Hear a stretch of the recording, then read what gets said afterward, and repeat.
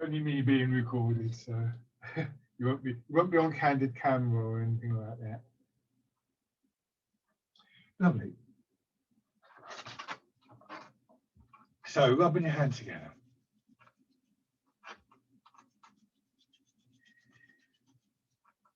And tapping over your face.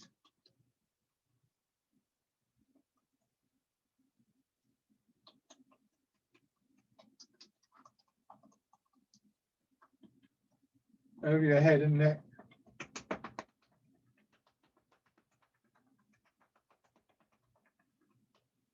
Down to one shoulder.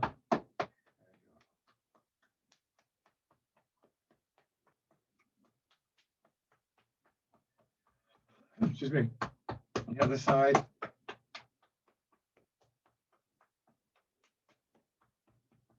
Upper part of the chest.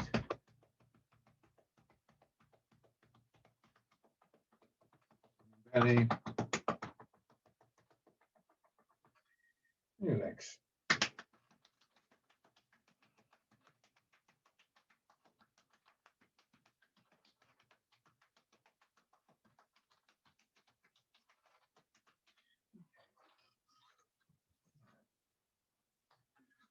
Listen back. There's this idea, I suppose you could call it, in sitting meditation, that it takes about 20 minutes to really get the sort of settled feeling. And I think that's fairly accurate. I often feel when I'm teaching that the initial stage of the class is about kind of preparation and calming down, blah blah blah blah blah. But anything new that there is to learn comes sometime after that, and I think this is normal, and I think it's an argument in favour of having some kind of regular routine.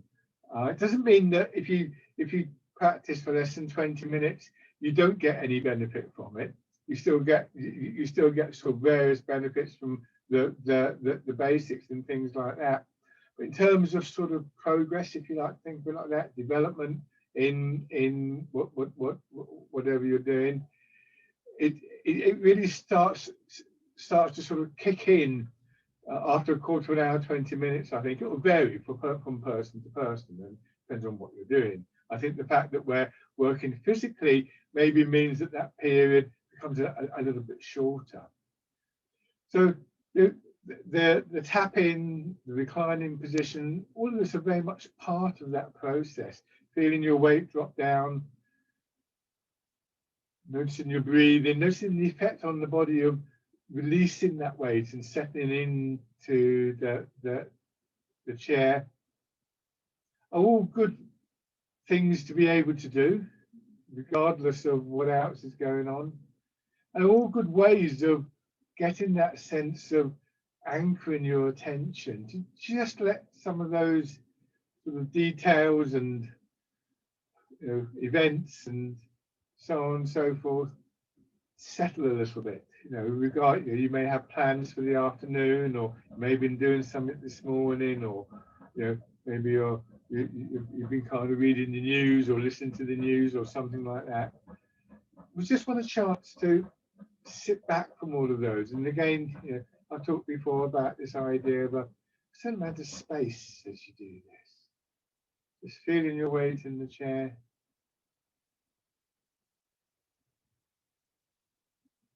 Noting the qualities of releasing, rooting down, whatever label you care to put on them, that you want to try and find in the upright positions.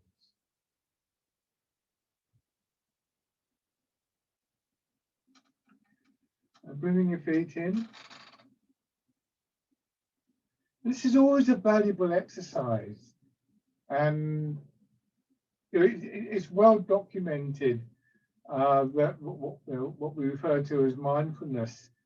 A lot of the popularity of that comes from the work of a guy called Jon Kabat-Zinn, who developed mindfulness-based stress relief in America. And he developed a 10-minute program that was very effective for people with things like sort of chronic pain, with depression, and so on and so forth. So it's not that, that nothing can happen before that 20 minutes. It's more about your understanding begins to increase a little bit more after that initial period. So again, your weight sinking into the chair, tilting slightly forwards, a bit of weight in your feet, a full feeling in your legs, but more full in hips and lower back, supporting your upper body, feeling that stronger feeling in your back. And even as you breathe, there's a little bit of movement in your body, of course. And see if you can just remember doing exercises like bear play, where there's that kind of big movement in the back and that sense of what I would term energy quite often in and around the spine. See if there's any of that there for you to notice.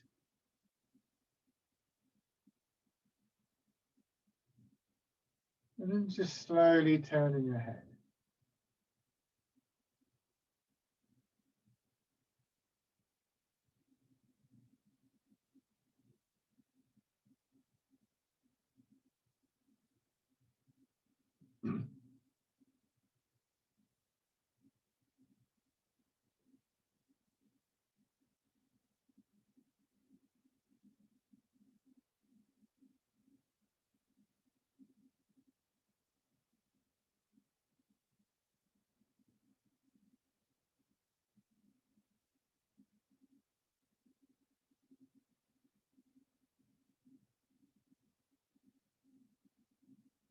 And then your shoulders.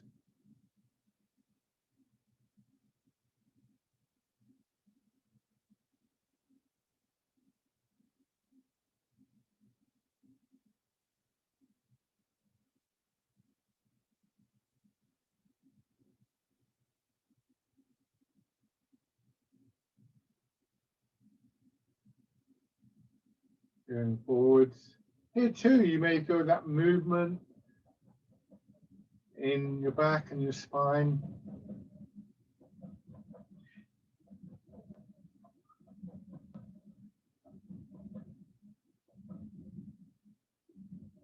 Hands down by your sides.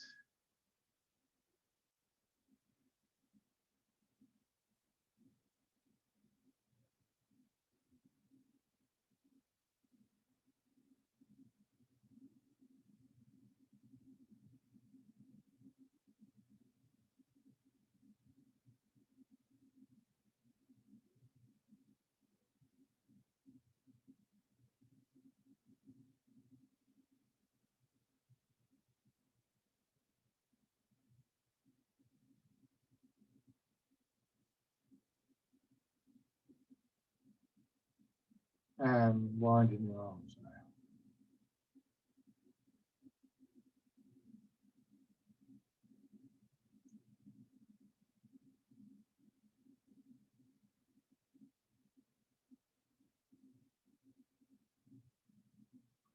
And then back the other way.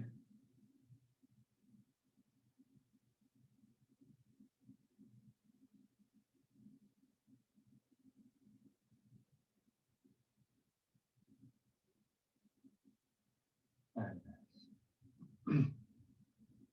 easing forwards and push back.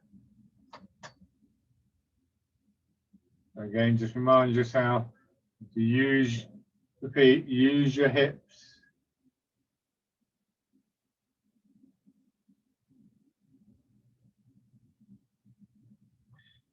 One of the things that can help with that sense of an awareness of what's happening in places like your back is to use an image, right, moving through water. We barely notice what is going on when we're moving through the air because it's just so, well, it's just constantly what we're doing. We don't notice the air around us, even though there is some resistance there. If you're on a bike or something like that, then you notice the air resistance, but not in sort of like just moving around your house or whatever. So we use a slightly stronger image. We use an image like moving through water, very common one. And we use that image to program our body to move as though there was some resistance there. And that resistance encourages a stronger feeling, a more connected feeling, and one that engages more of the body. So in air, we would just think, well, you're rocking forwards and backwards, say your head is moving or your shoulders are moving. But that wouldn't work in water. The very existence of the resistance means that you would have to engage more of the body more deliberately, or the body would have to change how it's moving.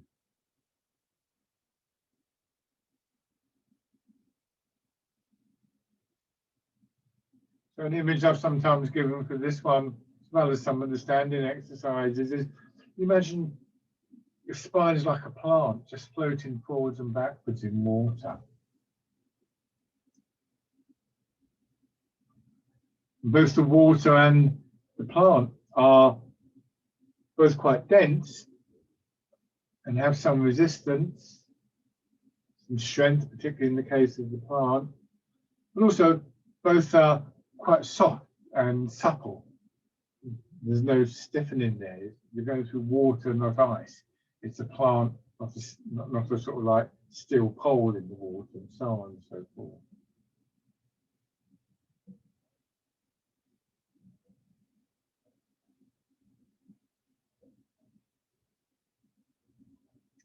Turn in one direction.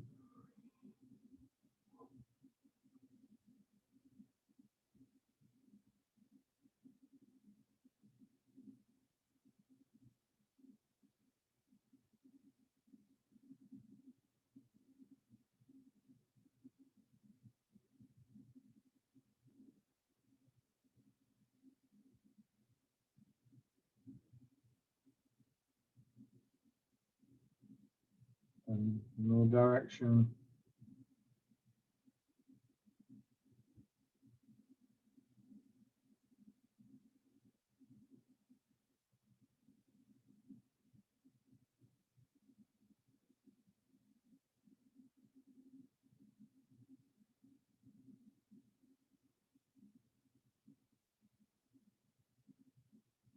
And around.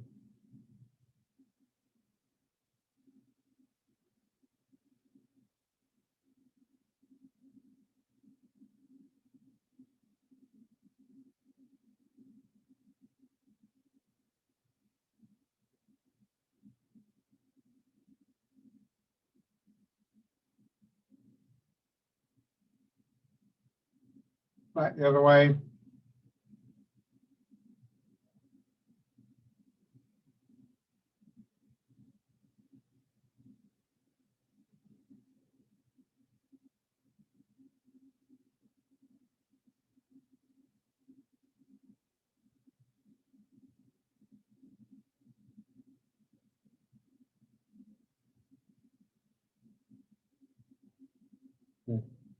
And then weight shift to one side, raise the opposite heel, step out. Remember, you want to plant the foot, so it's a very definite movement with a very gentle push, as though you were just pushing your foot into soft sand to find the firmer footing underneath. On the other side.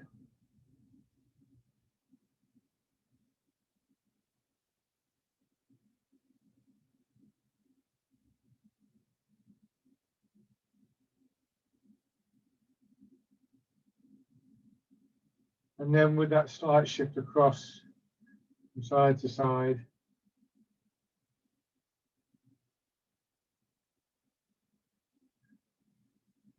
And when you do that, just sort of brace the foot you've just planted down that you're moving into the floor. So you've got this stable support for the other leg to move from.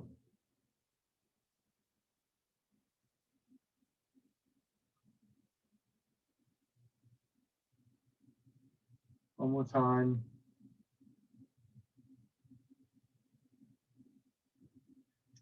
Good. Hands down, palm forwards, bird folds its wings.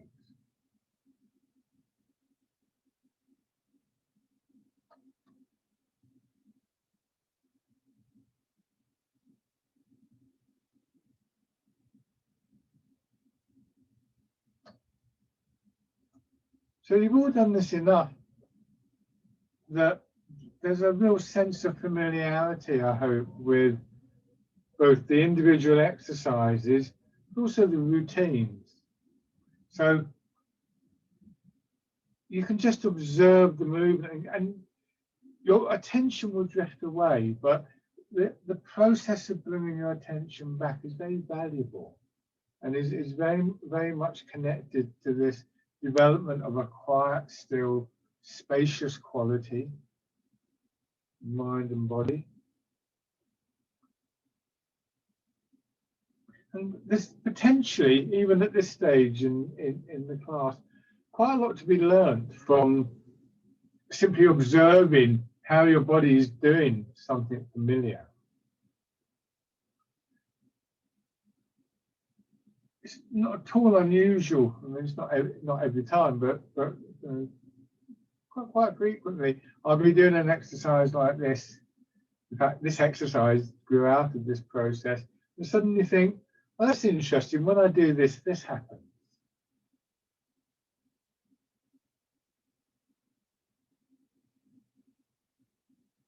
And then fisherman cast a net.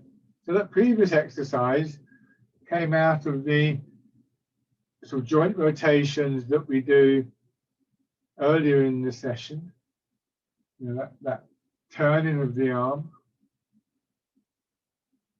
And that exercise was one that I learned around about 85, 86, so a long time ago, and actually didn't practice for ages, and then remembered it and thought it'd be a good one for the seated sessions. And then it built up, and I realized what was happening in the chest, and so on and so forth. I now use it in a lot of my classes. So if you can bring us that sense of stillness, and with it a kind of freshness of view to an awareness of what we're familiar with, it can sometimes be quite revealing. And then rolling the ball in towards your chest.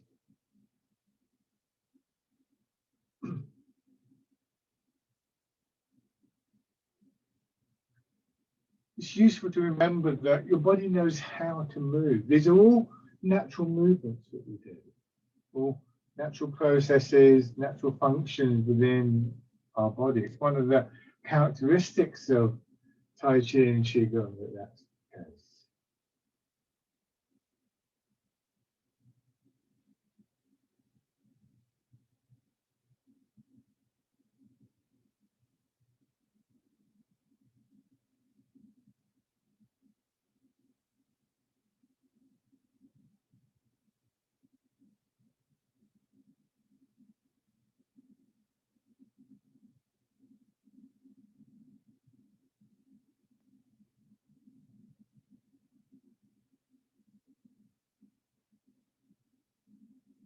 And this time changing,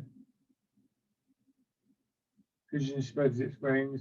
It's a very similar, in fact, a bigger sense of opening and closing in your chest and upper back than with bird folds its wings.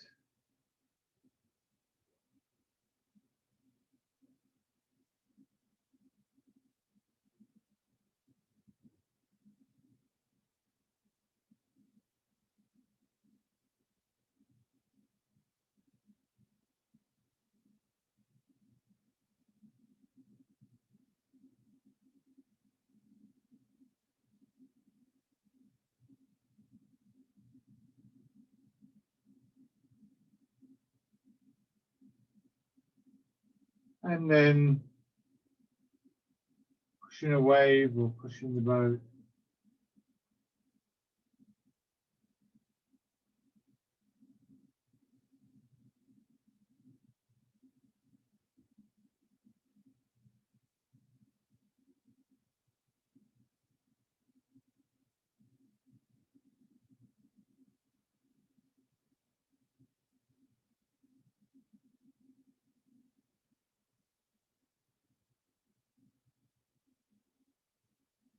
One more time.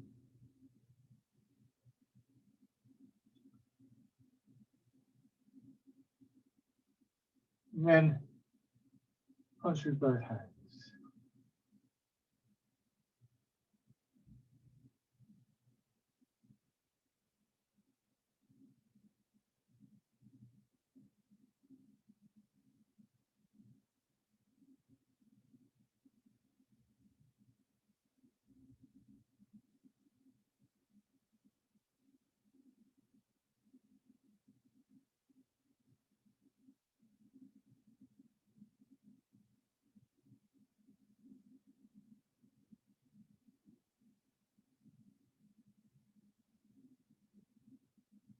Now, come back to pigeon spreads its wings.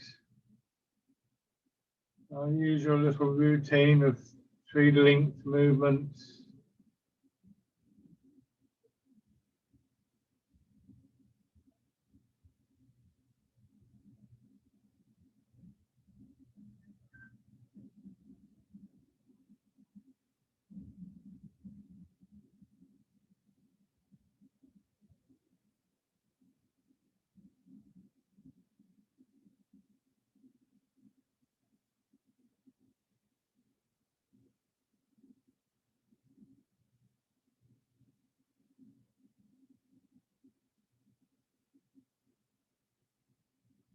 Do one more round.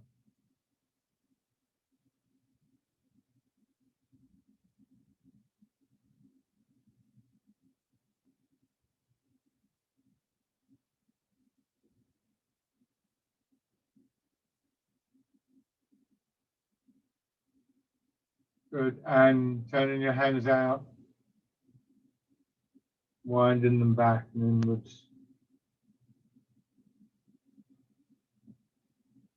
You just notice the fingers curl behind and lead the movement.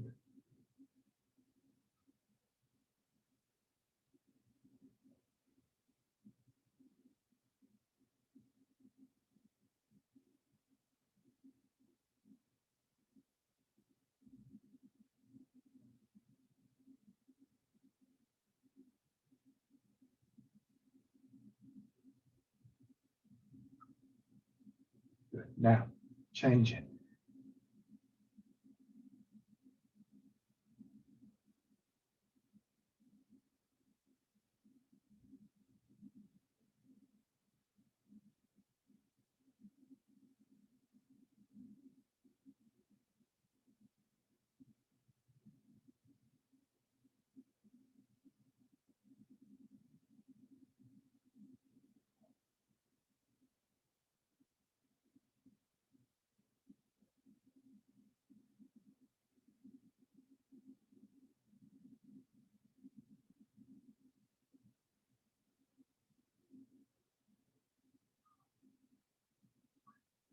And then change into the wild goose. Still trying to feel that sense of movement up and down your spine. A little bit of a push from your hips. Feel the kind of echoes of that going up to your spine, to your head. And then see if you can also factor in the push from your feet as well. So it's not restricted to one part of the body.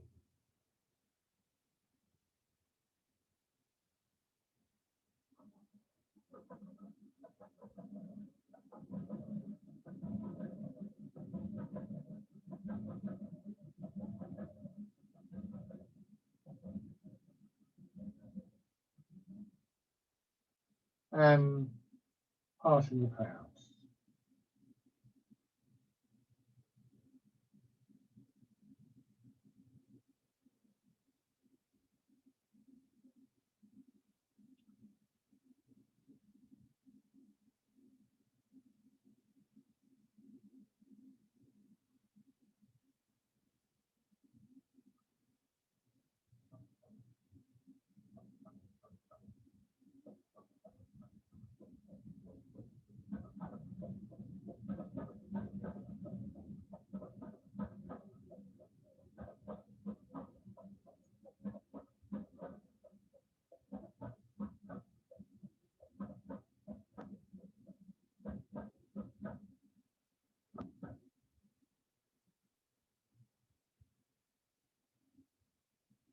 Good. Now dragon plucks the stars from the sky.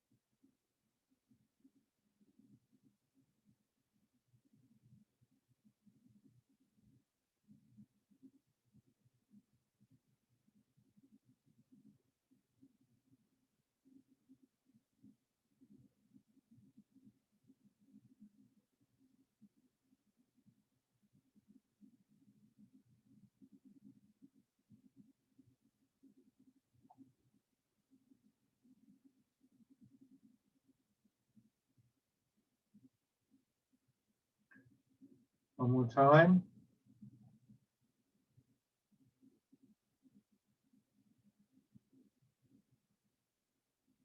And then pushing in two directions.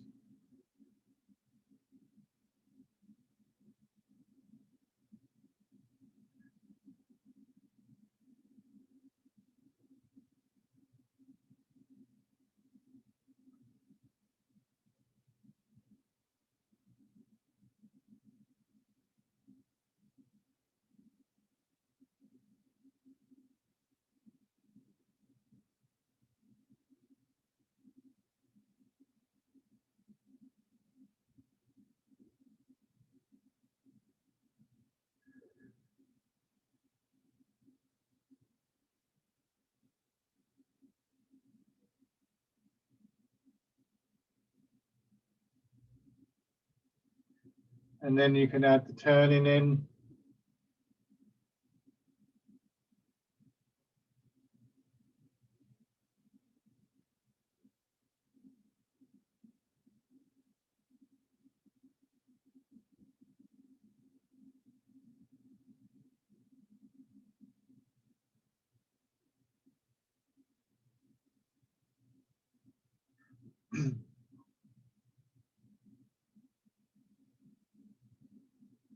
Finishing with the sideways push, no turn.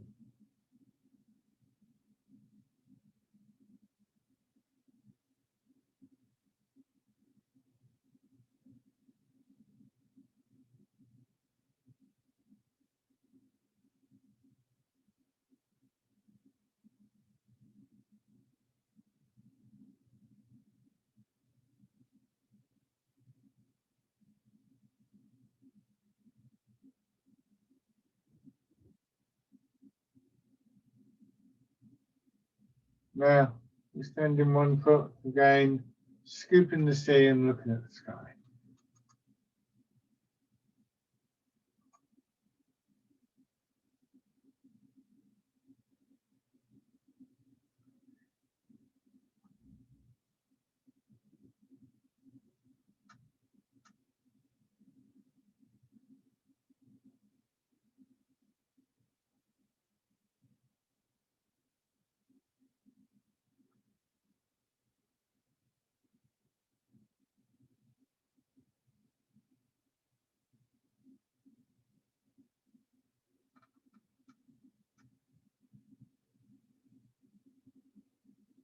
And followed by grasping the tiger's ears.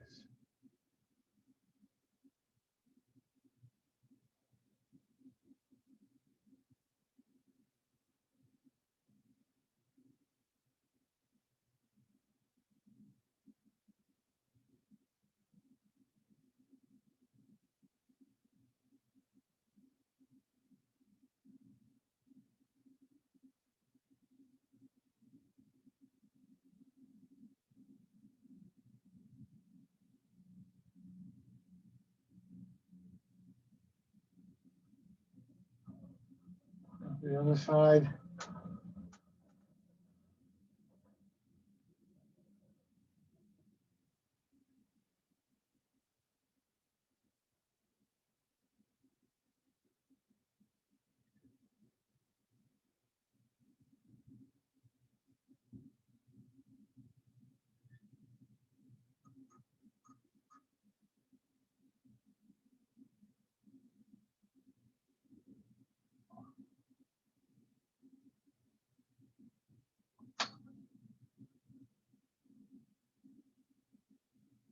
And then again, changing.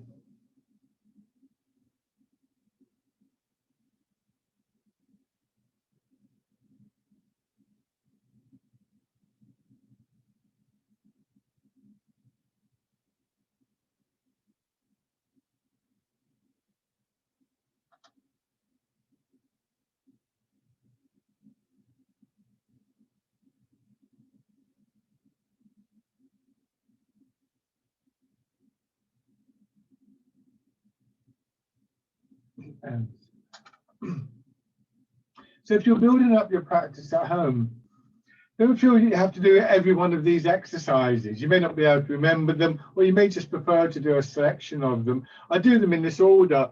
I won't say it's random, but it's not set in stone. And those of you who've been coming to me for a while will recognize that over a period of time, exercises get added and it changes slightly and so on and so forth. But it is useful to have a routine, and it's useful to have a routine that you know is going to take you like 15 minutes or something like that. So you could, you can count the exercises. You can do 4 of each or something like that. But with a kind of aim, perhaps, if you want to learn more about Tai Chi, in a sense, that you're going to gradually increase the amount of time, or some of the time you might choose to do.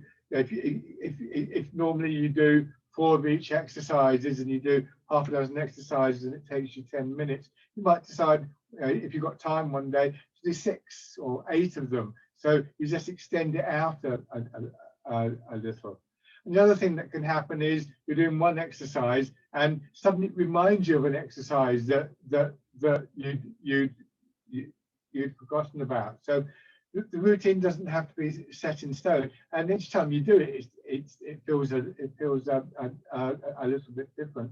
But you can have those sort of ideas, those kind of goals, if you like, in terms of how we might progress the movement and go more deeply into them. Another thing you can do is say, right, I'm just going to do 2 exercises, but I'm going to do them for 10 minutes each or something like that. That's also quite interesting and surprisingly challenging as well. Okay, let's do bear play. So coming back to this movement and just re-establish that movement in the upper body. And also, I don't know if you can see, I'll try and exaggerate it. I push from my hips. When I push from my hips, you can see how my body goes up. And if I do that, that helps with pushing the elbows up. Well, I say push from my hips, on my feet as well. And then you add the turn in and the transfer of the weight.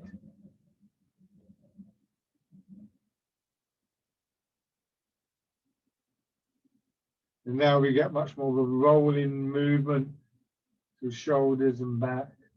And then finally the arms coming out over the knees, or just beside the knee for bear play. The movement in your spine and your ribs.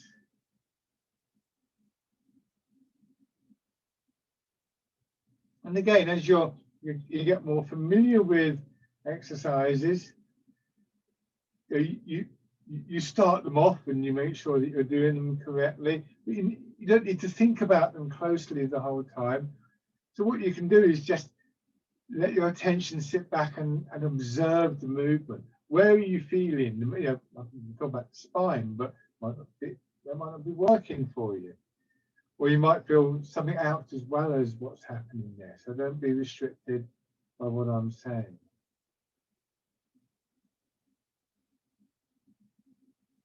We're aware of both the mechanics of the movement, but also the image and the movement itself, the sense of the flow, the momentum, the energy, however you choose to label it. And that should be unrestricted through the body. So no kind of pinch points, no points where that feel dead, or at least in theory there should be that. No.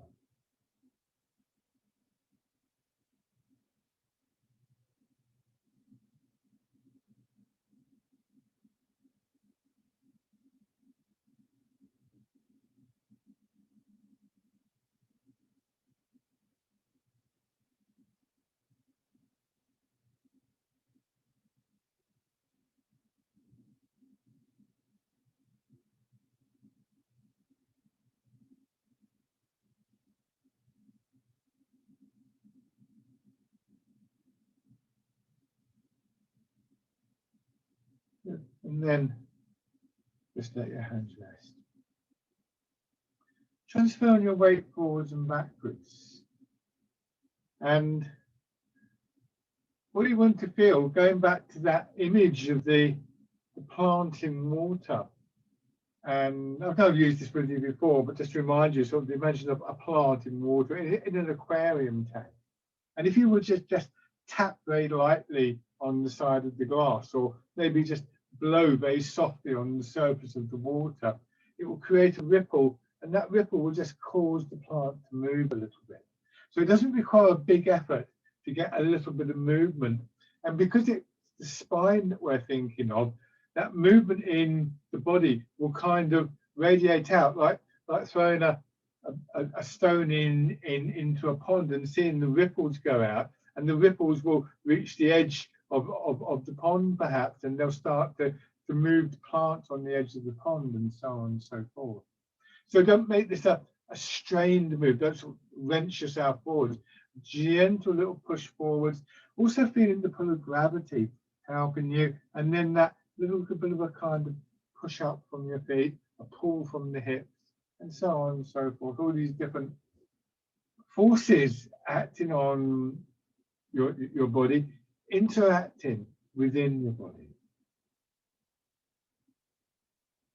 And again, we might choose to focus on one aspect of it, but then we might choose to also just sit back and watch the interplay and maybe intervene at times.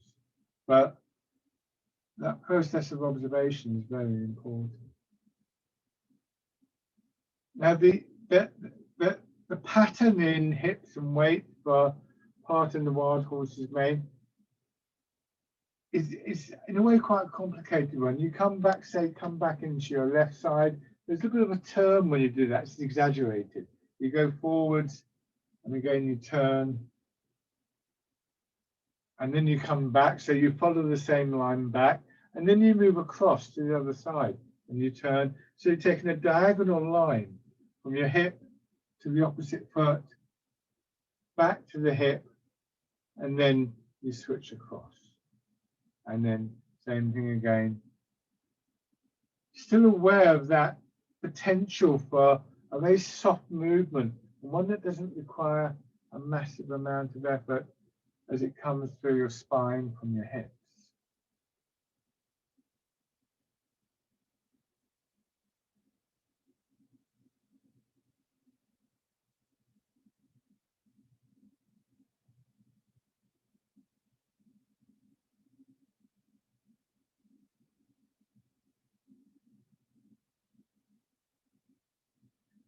So this time bringing your arms into the movement, holding the ball with your right hand underneath, weight in your left, and forwards to your right foot.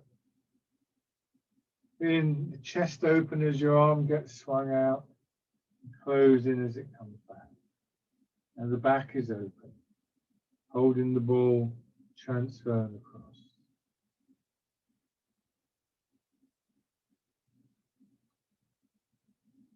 The top hand, so in this case it's going to be your left hand, when it's in this position, is directly above your hip. So as you go forwards,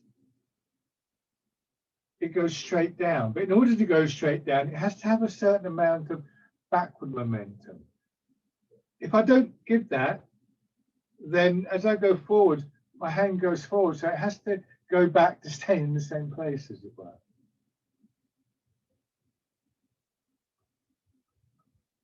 So the overall feeling between the two hands is almost like you're stretched out. Imagine you're going to tear a piece of cloth, and you take hold of it in both hands, and then you pull in two directions.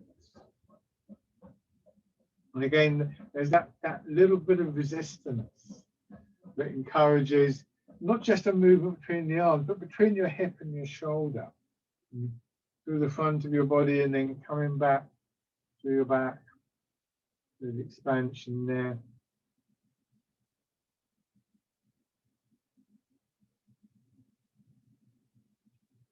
And as you notice these more subtle elements and others besides, they become more integrated into the movement.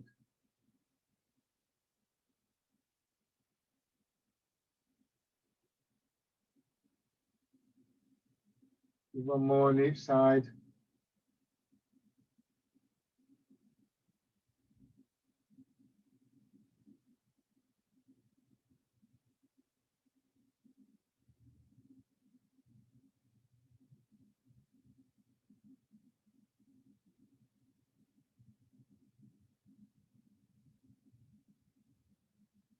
And rest.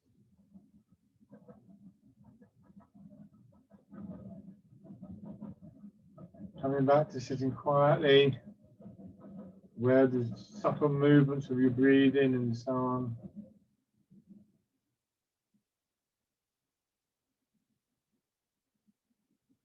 And then rubbing your hands together and tapping over your face.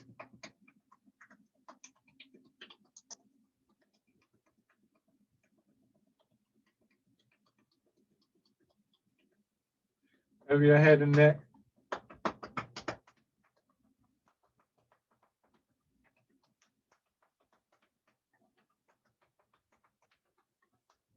On the shoulder.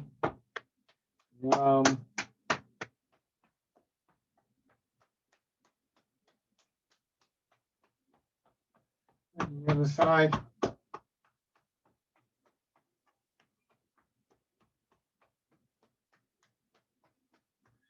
Upper part of your chest.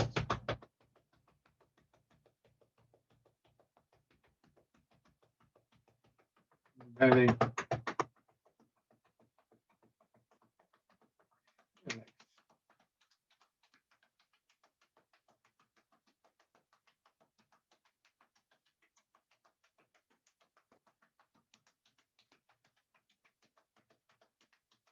Lovely. And stand.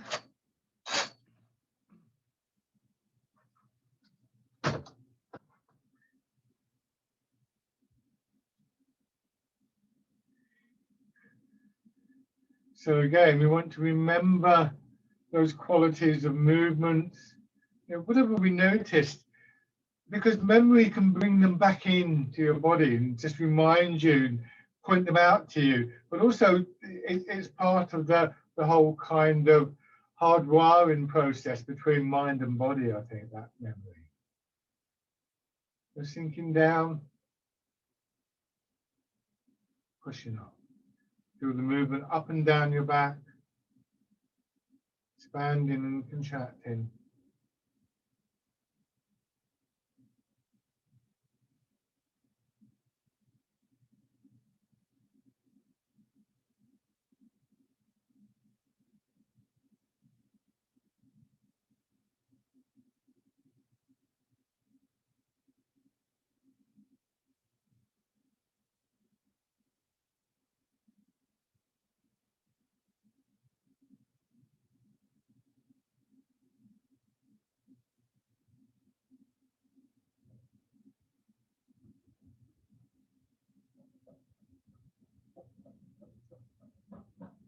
Change to the wild goose.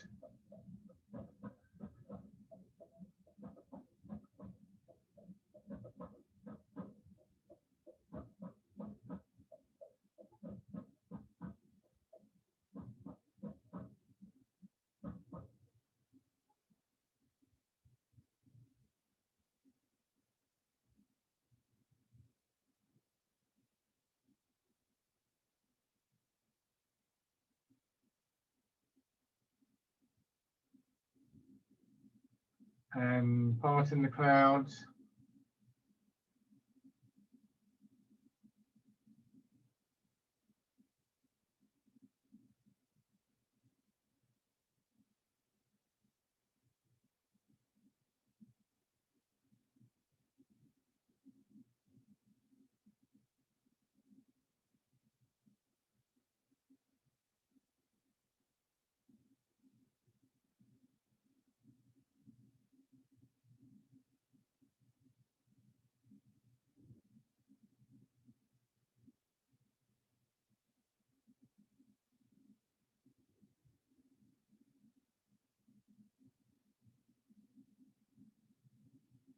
Now, dragon plucks the stars from the sky.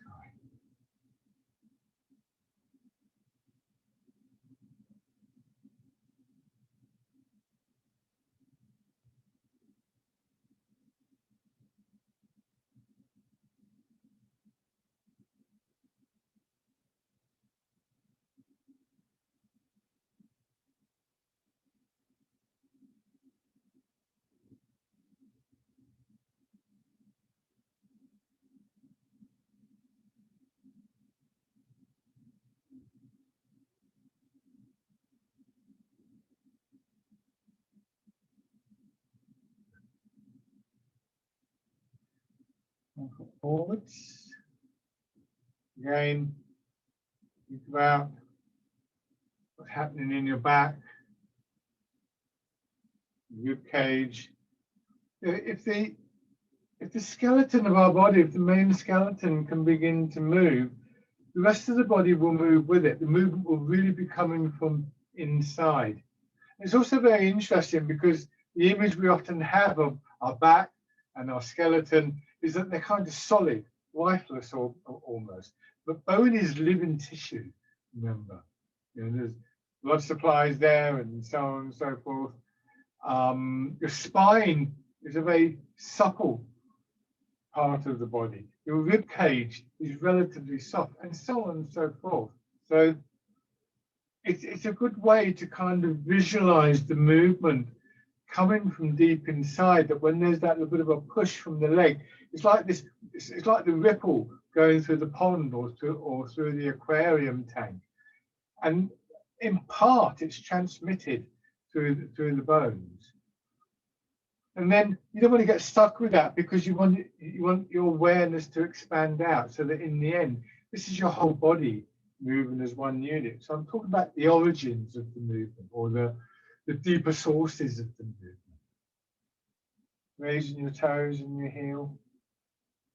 So all of this is really here in exercises that are relatively straightforward, and we do every time. It doesn't necessarily require new exercises. I mean, I think it's nice, it's quite interesting to do different exercises sometimes, but much of the progression and our development through these arts is actually made through the repetition of the familiar.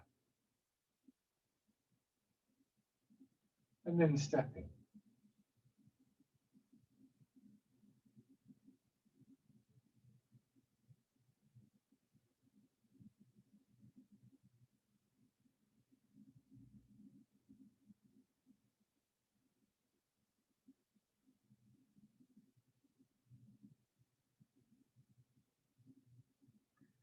And then on the other side. I mean, the stepping is an interesting example. It's an everyday act for us, isn't it? Most of us. Assuming we're fortunate enough still be able to take a step. I know there's people who struggle with that. But for most of us, it's something we tend to take for granted. And yet, we could spend a long time just on the stepping, breaking it down, analysing it, learning new things about it.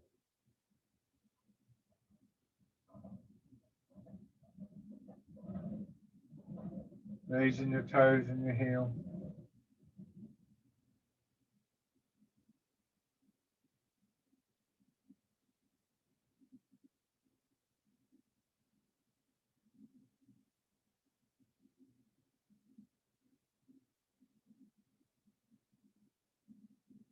And step in.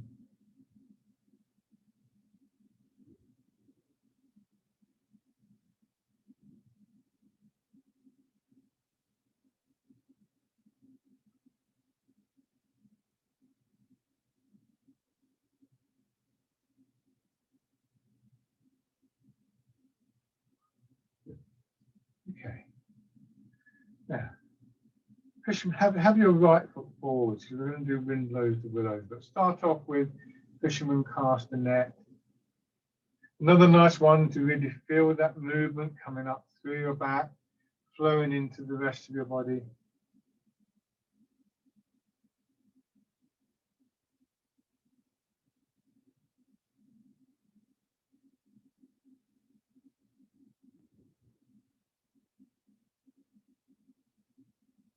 Sit back and turn towards your front leg. And go into wind blows the willows. So now we have that upward expansion and contraction as well. And again, you can just begin to observe the different pathways of movement through your body.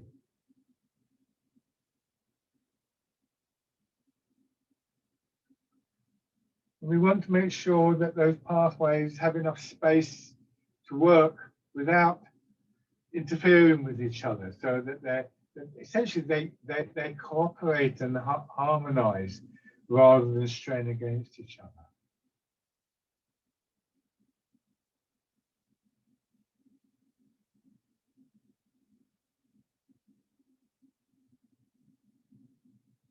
Okay, good. And then on the other side, so a fisherman cast a net. Again, memory can be very useful. Just reminding yourself that this is how you can move. And it's interesting, you know, next time you walk down the road or something like that, remember the Tai Chi. Sometimes you can just find yourself without having to sort of consciously do anything different. You can feel a change in how you're moving.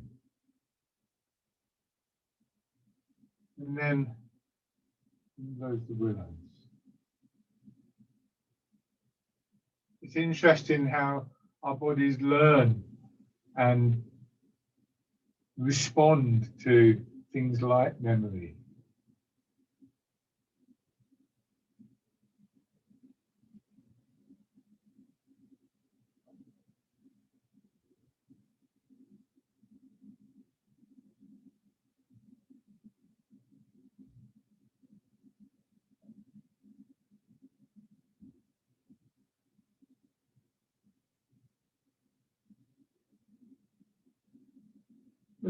And bring your feet down. Lovely. Go back to your chair. So that quiet, settled feeling and the sense of awareness that can come out of that, and you know, it is in some ways the sort of,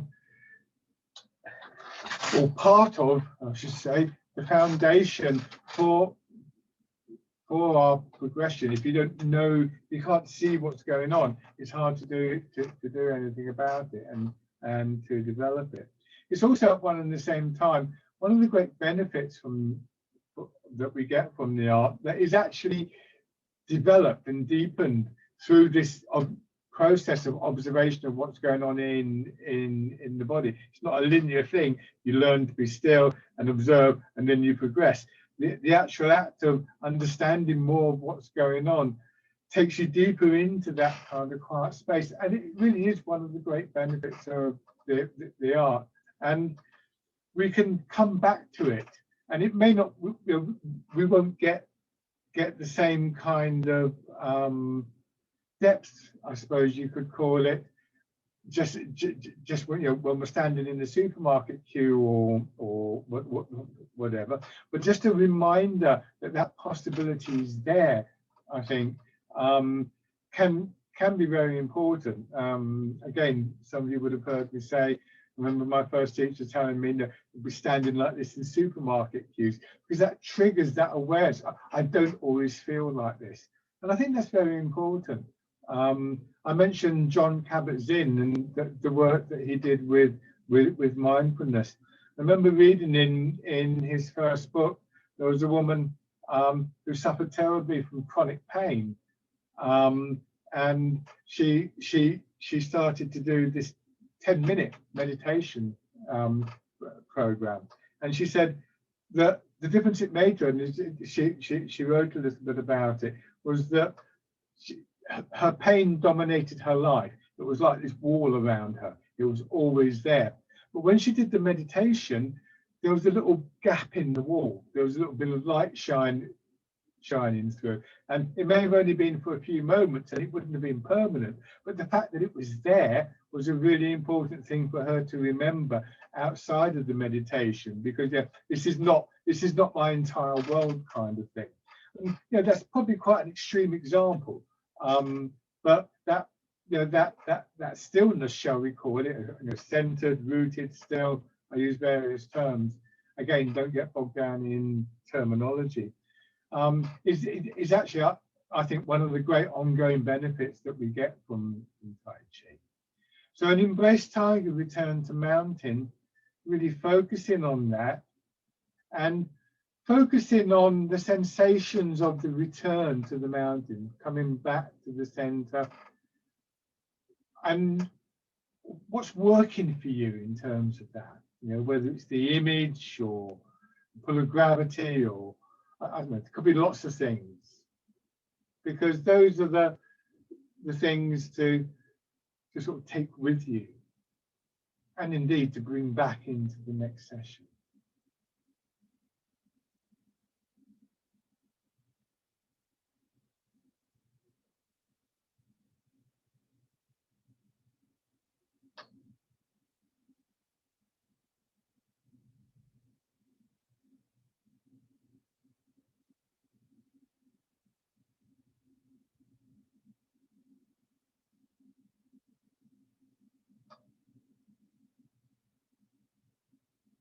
One more round.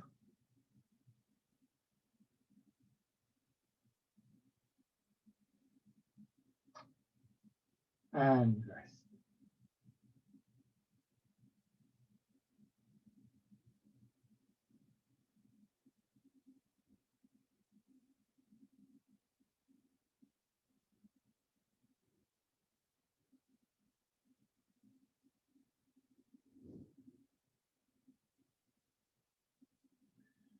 Lovely.